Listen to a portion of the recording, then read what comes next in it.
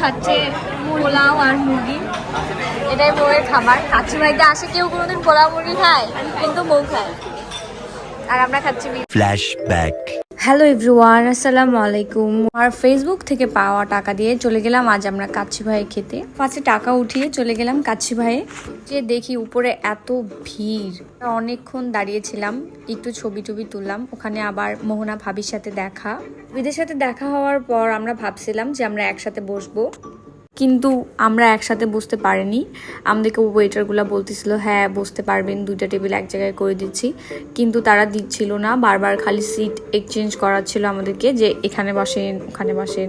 তারপরে লাস্টে আমরাও সিট পাইলাম, আমরাও বসলাম। আমরা আর ভাবিরা আলাদা আলাদা হয়ে গিয়েছিলাম। আমাদেরকে মেনু দেওয়া হলো, আমরা এখন মেনু দেখে খাবার অর্ডার দিব। এই সময় মো বলে যে ও কাচ্চি খাবে না, ও খাবে মোরগ পোলাও, মানে প্লেন পোলাও আর হচ্ছে মুরগি রোস্ট। ও কাচ্চি ভাইয়ে যায়, মানে বিরিয়ানি খাবে না।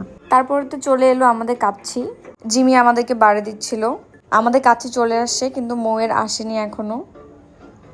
তারপরে এই যে মৌয়ের মোরগ পোলাও চলে এলো। রিভিউ দিছে যে মৌয়ের রোস্টটা অনেক জোস ছিল। তারপরে এই যে আমরা খেতে শুরু করে দিলাম। আমাদের খাওয়া দাওয়া শেষ প্রায়, হলো রিভিউর পালা।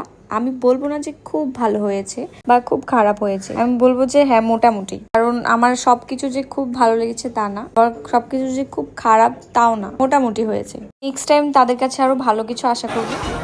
আমাদের খাওয়া দাওয়া শেষ, এখন আমরা এটা খাচ্ছি।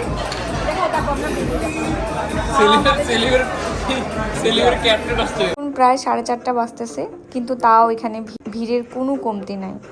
এ দেখে বুঝাই যাচ্ছে তার দিনাজপুরে কত কাচ্চি লাভার আছে। এখন আমরা বেড়ে যাচ্ছি আর আমার বোনদের প্ল্যান শুনছি।